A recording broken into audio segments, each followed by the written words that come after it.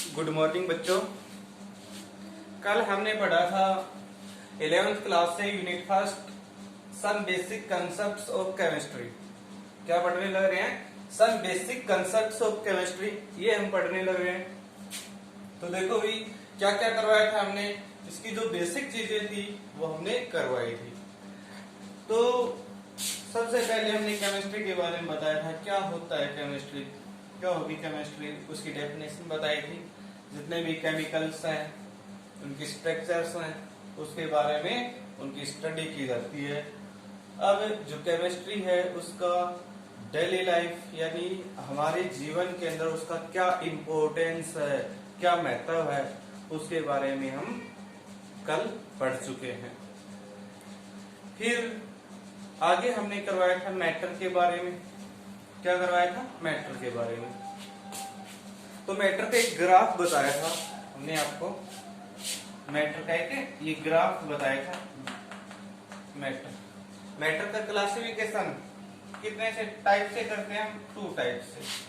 Matter का जो classification है हम 2 टाइप से करते हैं, फिजिकल क्लासिफिकेशन, फिजिकल क्लासिफिकेशन।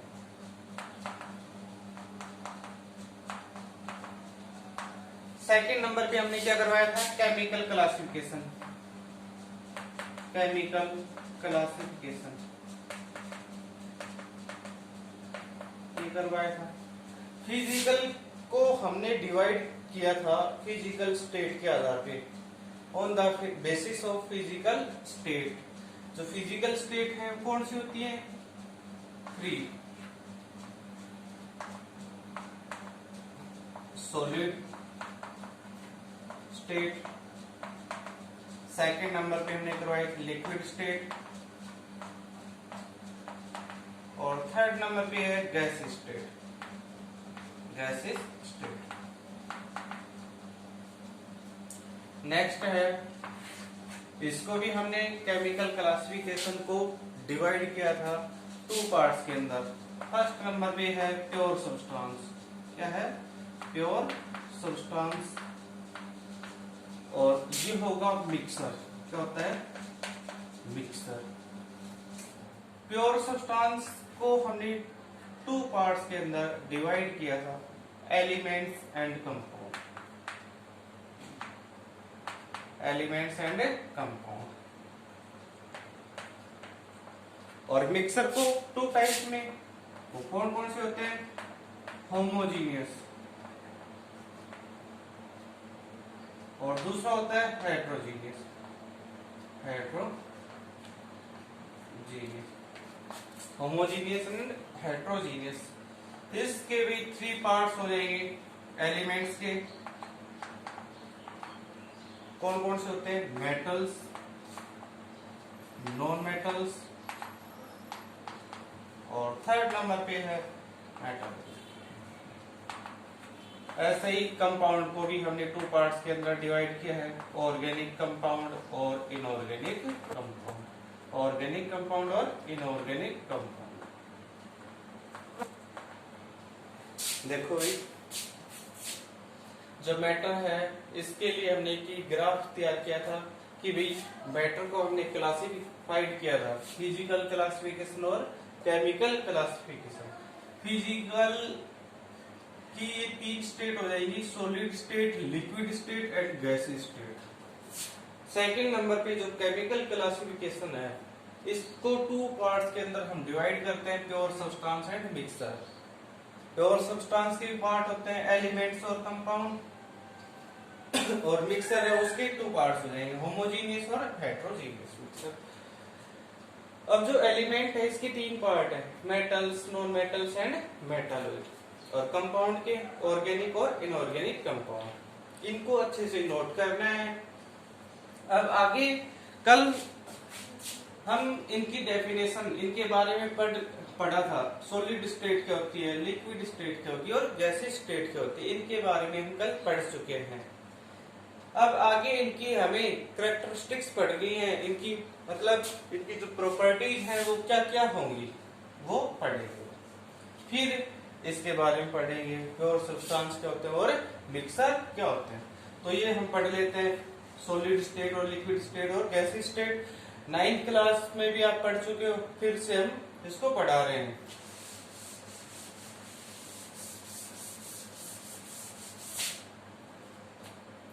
तो देखो भी characteristics of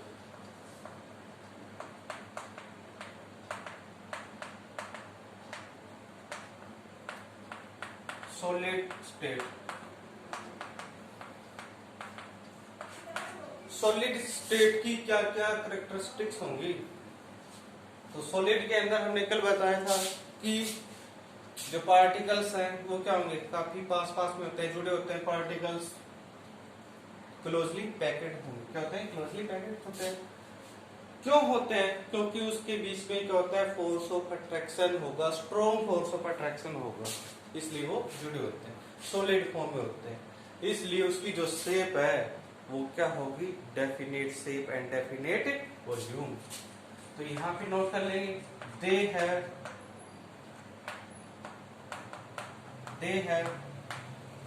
definite shape and definite volume.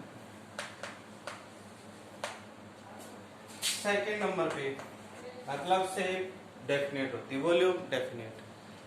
Volume आपको पता है क्या होगा, लेंथ इंटू ब्रेथ, और इसकी जो यूनिट है वो क्या होती है, मीटर स्क्वायर हो जाएगी। क्या होती है? Metre square. सेकेंड नंबर पे क्या होता है, they have high melting point and boiling points. They have high melting point and boiling points. इनका जो मेल्टिंग पॉइंट और बॉइलिंग पॉइंट है, मेल्ट होने का जो पॉइंट है और बॉइल होने के जो पॉइंट होते हैं वो क्या होगा, हाई होता है। मतलब हाई टेम्परेचर पे ये मेल्ट होंगे सॉलिड, और हाई टेम्परेचर पे ये बॉइल होंगे। They have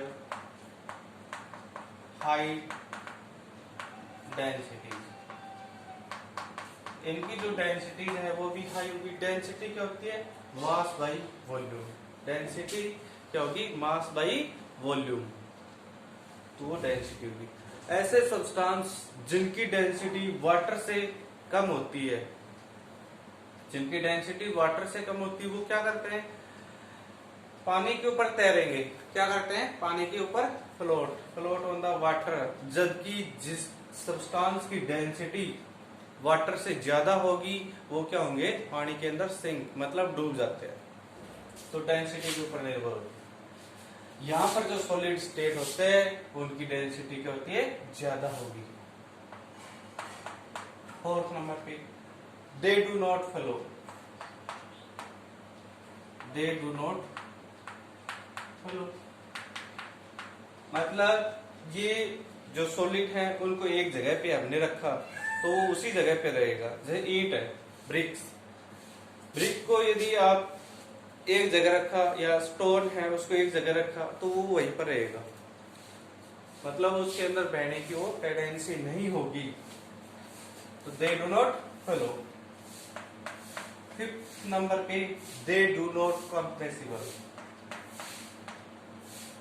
they do not compressible. इनको हम कंप्रेस नहीं कर सकते हैं, मतलब इसको प्रेशराइज नहीं कर सकते, प्रेशर के द्वारा उसको दबा नहीं सकते हैं। तो ये हो गए इसके पॉइंट्स हो गए। और भी पॉइंट है, in solid states particles are closely packed.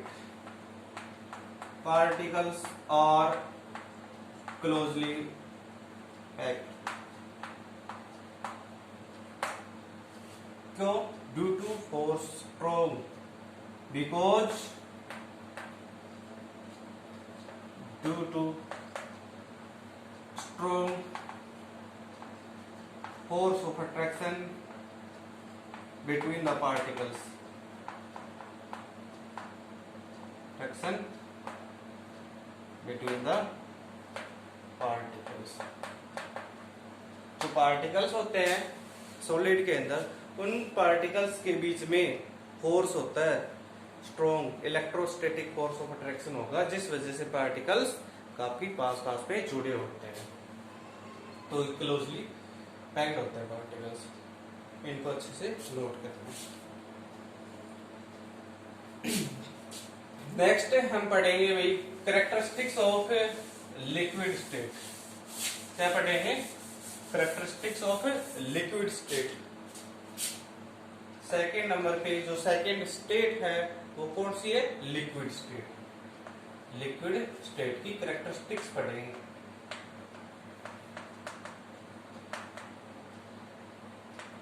Characteristics of liquid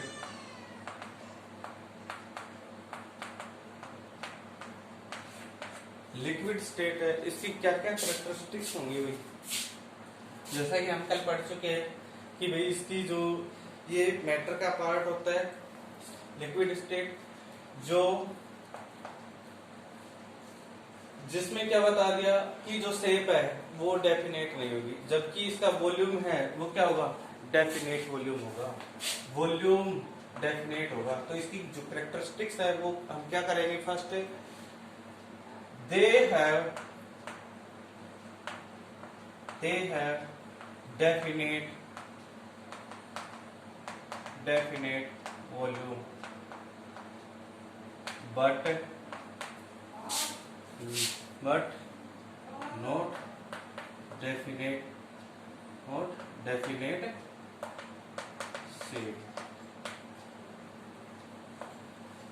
shape definite नहीं होगी।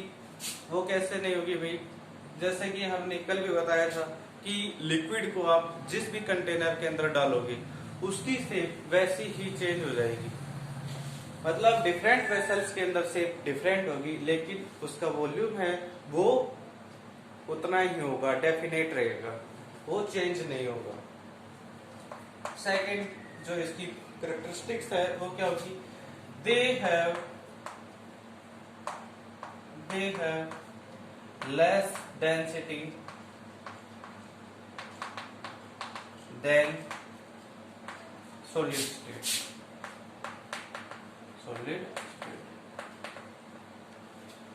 मतलब इसकी जो डेंसिटी है वो सॉलिड स्टेट से कम होगी। थर्ड क्या बताया था हमने? सॉलिड के अंदर मेल्टिंग पॉइंट और बॉइलिंग पॉइंट। ऐसे ही दे है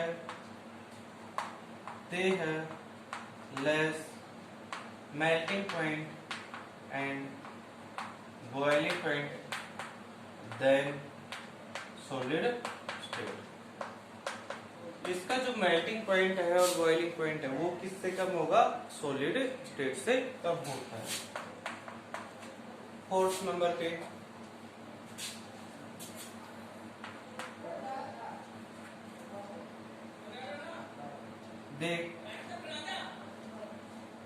they do flow।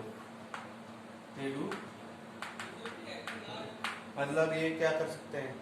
बहने की क्षमता होती है फ्लो होने की। पानी को जैसे ही आप नदियों के अंदर देखा होगा, नदी के अंदर जो पानी होता है वो एक जगह से दूसरी जगह तक चला जाता है। क्यों चला जाता है? क्योंकि उसके अंदर फ्लूइडिटी यानी बहने की जो टेंडेंसी होती है, इसलिए क्या होती है? Flow. They do not compressively।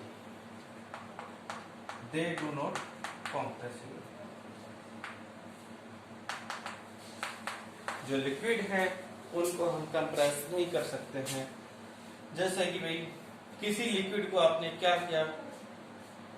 किसी कंटेनर के अंदर डाल लिया और उसको आप कंप्रेस करोगे तो वो लिक्विड क्या होगा? बाहर आ जाएगा। मतलब उसको कंप्रेस नहीं कर सकते, उसको नहीं रोक सकते हैं उसको। तो ये इसकी कैरेक्टरिस्टिक्स हैं लिक्विड स्टेट की, तो इसको नोट करो। थर्ड नंबर पे नेक्स्ट है characteristics of gases state. Third number पे हम पढ़े कैरेक्टरिस्टिक्स ऑफ गैसेस स्टेट।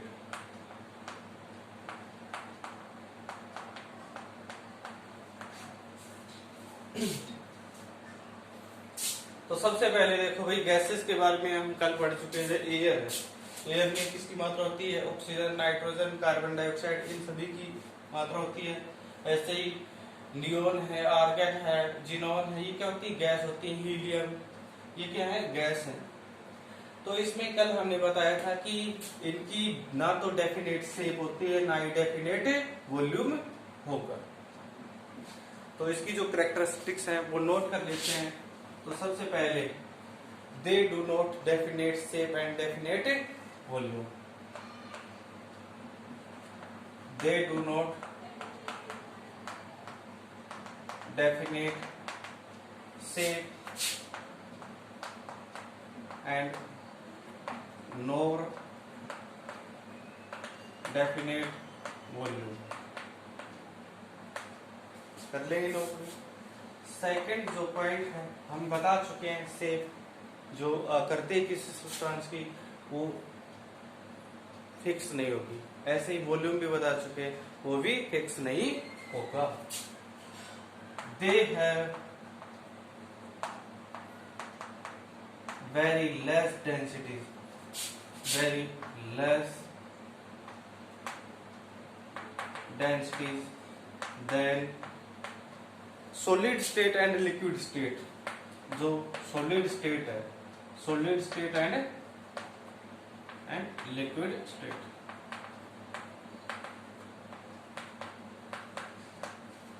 मतलब क्या हो गया कि जो इनकी डेंसिटी है वो सॉलिड और जो लिक्विड स्टेट हमने पढ़ी है उनसे भी कम होगी। ऐसे ही इनका जो मेल्टिंग पॉइंट है, इनका melting point and boiling point क्या होगा? लेस होगा, less than solid state and liquid state, less both states. It means that कि जिस प्रकार से सॉलिड और लिक्विड का मेल्टिंग पॉइंट कम ज्यादा होता है, सबसे ज्यादा किसका होता है? सॉलिड स्टेट का होगा। फिर उससे कम किसका हो जाएगा? लिक्विड का। और सबसे कम गैसी स्टेट का मेल्टिंग पॉइंट और बॉइलिंग पॉइंट होता है, सबसे कम होता है, यानी न के बराबर, बहुत कम होगा इसका। They have fluidity, they have fluidity. Fluidity means क्या होता है कि मतलब फ्लो होने की टेंडेंसी। क्या होगी? फ्लो होने की टेंडेंसी। जैसे कि भाई किसी रूम के अंदर कोई हमने अगरबत्ती जला दी, धूप जला दी, तो उसकी जो स्मेल है, उसकी सुगंध है, वो हमारे पास पहुंच जाती है। क्यों? क्योंकि उसमें जो एयर के जो पार्टिकल्स हैं वो लगातार क्या करेंगे? मूव करेंगे। इसलिए वो लगातार मूव कर रही है। मतलब क्या हुआ कि उसके अंदर बहने की टेंडेंसी होती है, जिस प्रकार से लिक्विड के अंदर होता है, ऐसे इनमें भी फ्लूइडिटी, फ्लो होने की टेंडेंसी होती है।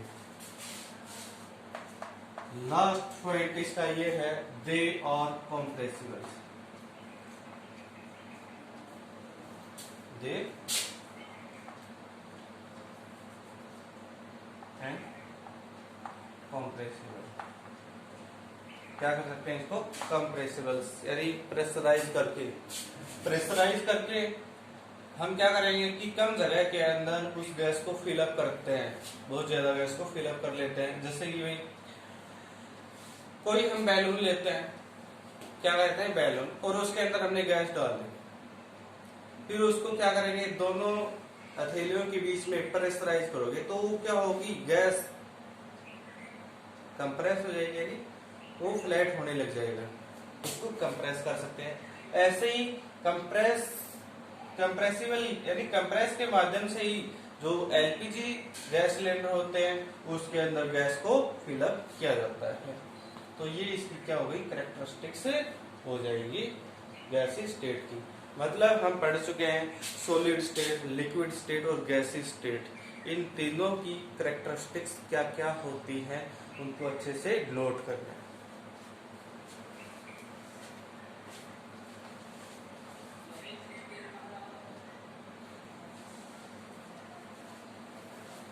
अब आगे हम बात करते हैं केमिकल क्लासिफिकेशन की। Chemical classification.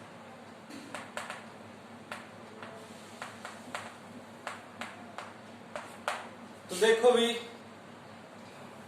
हमने फिजिकल में करवा दी, 3 स्टेट होती है वो करवा दी। अब केमिकल के अंदर क्या बताया था मैंने कि जो परमानेंट चेंज आएगा, क्या होता है, कोई नया सब्सटेंस बन जाता है, न्यू सब्सटेंस फॉर्म्ड होगा केमिकल रिएक्शन के अंदर। हम पहले 11th 10th क्लास के अंदर पढ़ चुके हैं। तो रस्टिंग ऑफ आयरन, ये इसके एग्जांपल होते हैं केमिकल रिएक्शन की। तो यहाँ पर हमने किया था मैटर का क्लासिफिकेशन, फिजिकल और केमिकल। तो केमिकल क्लासिफिकेशन पे chemical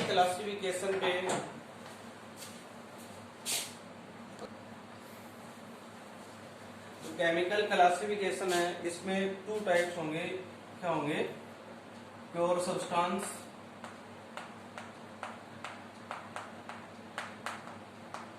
and mixture. First number पे ये हो जाएगा, दूसरा होगा मिक्सर। क्या होंगे? Pure substance and mixture. तो प्योर सब्सटेंस क्या होते हैं ये देखना है सबसे पहले। What are pure substance? तो सबसे पहले नोट करेंगे प्योर सब्सटेंस।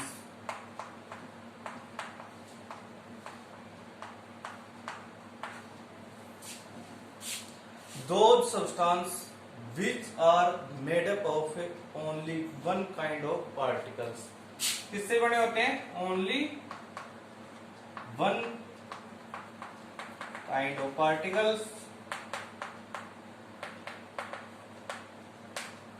क्या होते हैं? Pure substance. तो ये जो प्योर सब्सटेंस है ये किस में आते हैं? केमिकल क्लासिफिकेशन के अंदर आते हैं।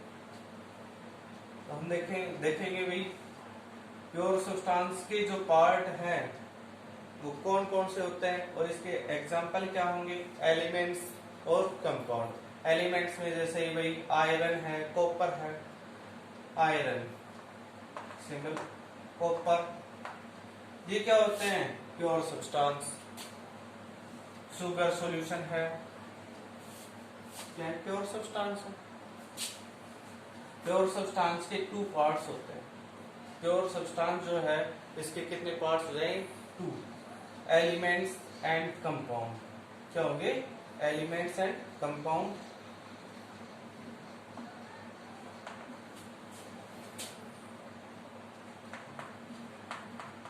टाइप्स ऑफ प्योर सब्सटेंस कौन कौन से होते हैं? Elements and compound. Elements and compound. तो ये पढ़ेंगे भाई, एलिमेंट्स क्या होगा और कंपाउंड क्या होता है। तो ये देखो सबसे पहले हम इनकी डेफिनेशन के बारे में पढ़ लेते हैं। एलिमेंट्स क्या होंगे? एलिमेंट्स क्या करेंगे? एलिमेंट्स के बारे में पढ़ेंगे। क्या होते हैं elements? Elements are the pure substance. Elements are the pure substance which cannot be broken down into simpler substance। क्या होंगे ये? Pure substance which cannot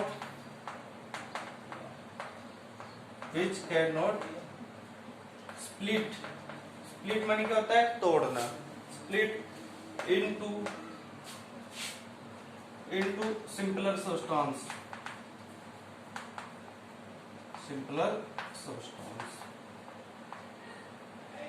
is called elements। ऐसे सब्सटेंस जिसको हम सिंपल सब्सटेंस के अंदर ब्रेक डाउन नहीं कर सकते हैं उसको हम क्या कहते हैं? एलिमेंट्स। तो एलिमेंट्स, टोटल एलिमेंट्स कितने होते हैं? 118 एलिमेंट्स होते हैं। जिसमें कुछ एक नाम एग्जाम्पल के आधार पर लेते हैं। जैसे कि भाई ऑक्सीजन है, कार्बन है, नाइट्रोजन है, क्लोरीन है, ये क्या है एलिमेंट्स ही होते हैं। क्या होंगे? Nitrogen, for example nitrogen, oxygen, ये हो गए एलिमेंट्स। क्या होंगे? एलिमेंट्स। तो इनको अच्छे से नोट करना है। एलिमेंट्स के बाद में अब आगे हम पढ़ेंगे भी कंपाउंड की डेफिनेशन। क्या होते हैं कंपाउंड? तो इनको मिटा देते हैं।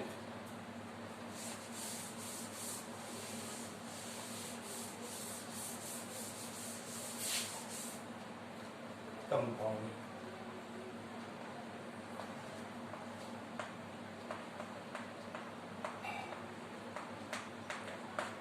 एलिमेंट्स के बाद में हम पढ़ेंगे कंपाउंड। कंपाउंड क्या होते हैं? ये जो कंपाउंड है ये प्योर सब्सटेंस के ही पार्ट होते हैं। किसके पार्ट होंगे? प्योर सब्सटेंस के। इन विच टू और मोर कंपोनेंट्स